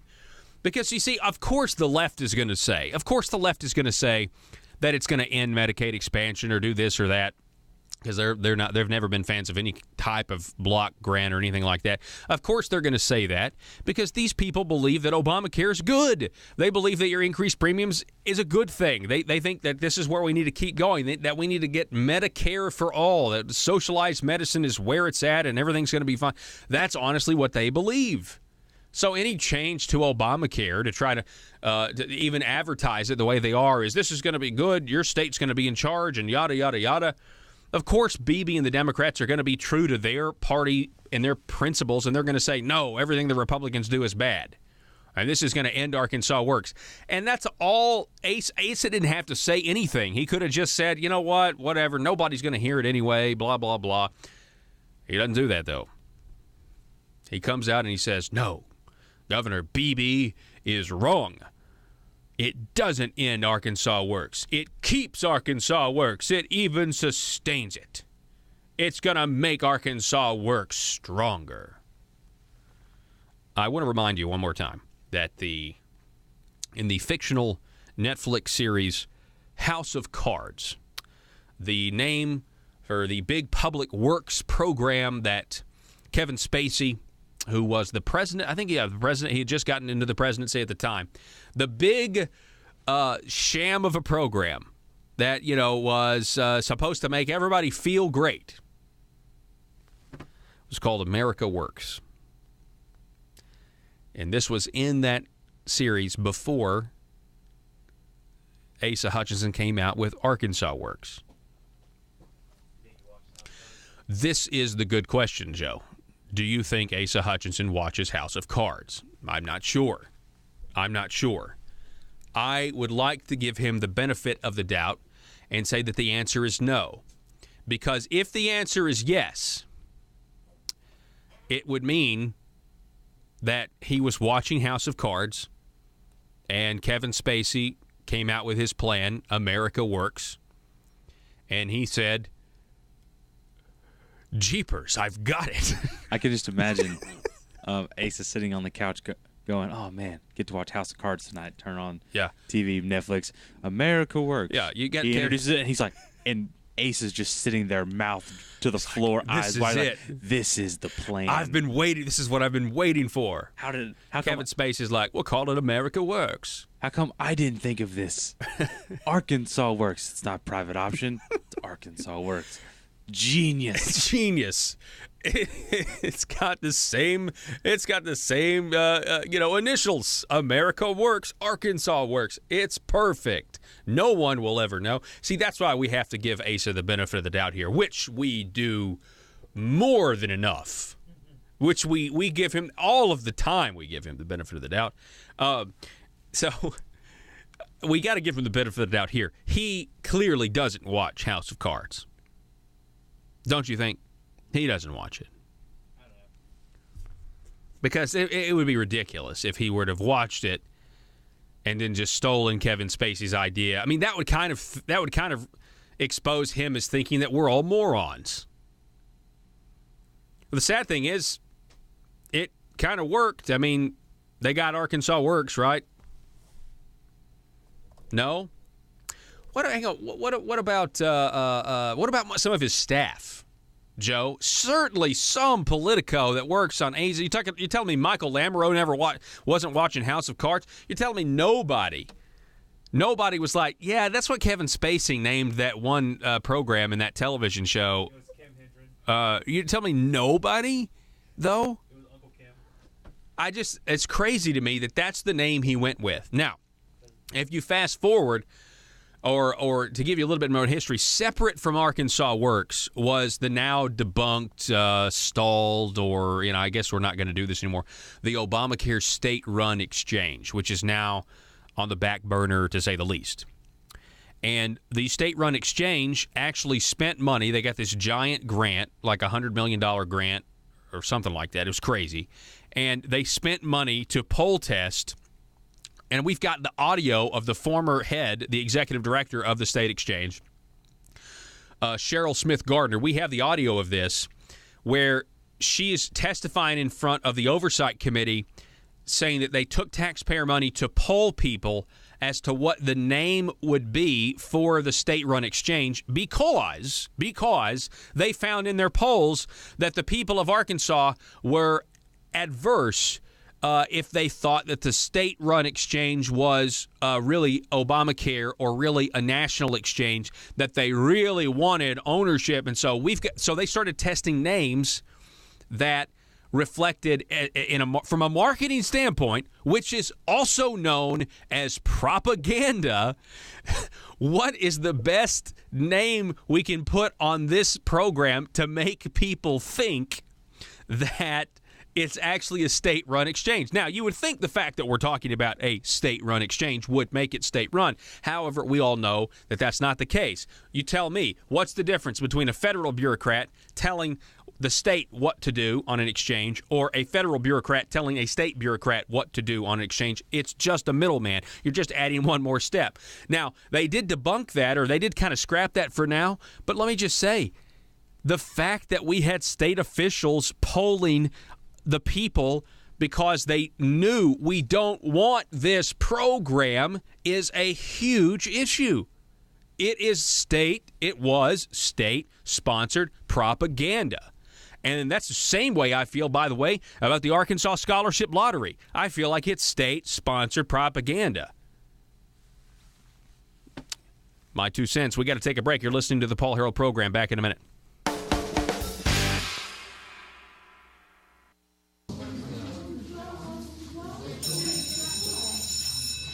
Good morning. Good morning. Congratulations, you have made it to the Bureau of Carefully Crafted Language, where we strive to offer politicians the very best in ambiguously specific language, the purpose of which is to allow our politician bosses to grow government and keep their constituents in the dark. This yields 2 beneficial outcomes. First, the government-growing politicians stay in office, and second, we at the Bureau of Carefully Crafted Language get to remain in the shadows and get to keep our jobs.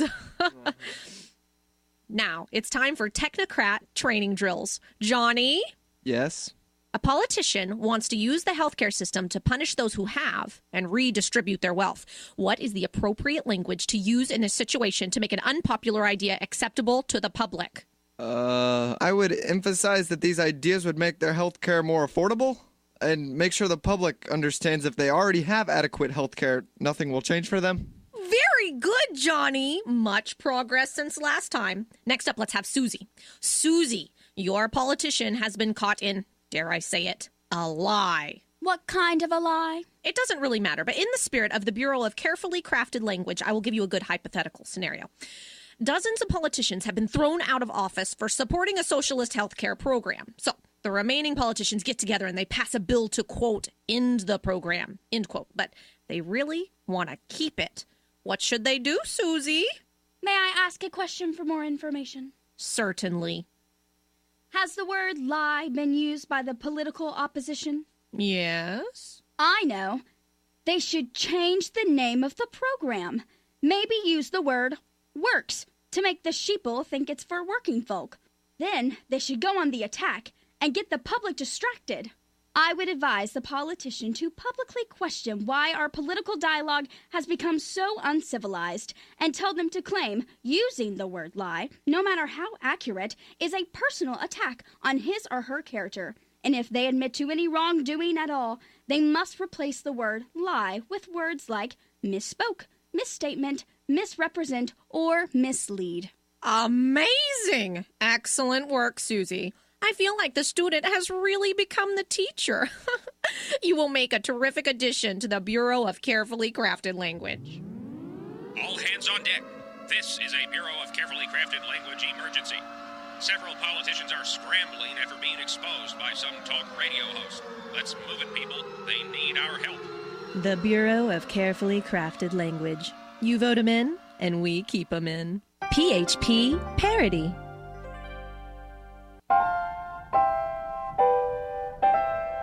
Joe, we got a caller, gave you a little tip. I understand that you would like to show now that this whole situation we were just talking about. So, the governor, when he renamed Obamacare Medicaid expansion Arkansas Works to try to fool everybody, we were just talking about how before that happened, there was a season of House of Cards, the Netflix series with Kevin Spacey. It's just talking. I mean, it paints a picture that I think is closer to reality than any of us would like to admit about the state of politics, where America Works was the name of the sham program there to try to get everybody back to work and to try to, put out this positive image.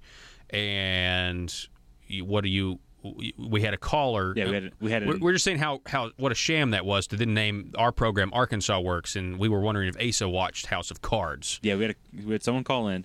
They wanted to remain anonymous, so they will. They said that they work at the Capitol. Okay, so we have up there in that area, okay, so we have a listener. We have a listener who is a part of the apparatus down there. Yes, in some capacity, and they said good for you. Thank you for listening. And government, I know we would probably agree government can be better than it is right now. Go ahead. And our caller said that they knew for a fact that a lot of the people that worked at the Capitol, legislators included, would have watch parties for House of Cards. Okay, they didn't know if Asa necessarily was a part of this group. Well, that would be really weird, but maybe that's I doubt it. But yeah, our caller didn't know if. But certainly, politicos in the governor's office probably participated. I mean, it's reasonable to speculate that they participated. Yeah, if they were having watch parties. Yeah, our caller didn't know if Asa participated or not, like himself. Mm-hmm. But they did say that there were a lot of people that would watch House of Cards together. Yeah. So how did no one catch this, or did they catch it? See, here's the thing. If they knew what they were doing, let's just use this really stupid program in a TV show and let's trick. Wouldn't that just reek of the elitism that we all know is real? I mean, it would just be another symptom that it's like, these people really think this is a game. They really have so little respect for us. Oh, yeah, it's a welfare program. It goes against everything that the conservatives have been preaching for the last 3 decades. And, we know it's growing out of control. We know it's not really going to save us money. We know all that's lies, but we really want to keep it because of hospitals and insurance companies. Hey, let's just use this Netflix TV. It's like TV writing. I mean, do they really think this is TV? With some clever, that's what carefully crafted language is, isn't it? It's just really good writing. That's all it is. Well, next people are going to start dying for no reason, or out of nowhere. Okay. Let's literally out of the clear blue sky. Please hope that that's not the case. But that is the culture. But that is the culture of that certainly is the culture of that TV show. And if you know any, especially if you can follow any of those Clinton conspiracies, this is not that far off, right? It's not that far off. But anyway, hey, folks, send me a text. Give me a phone call, 870-275-9799.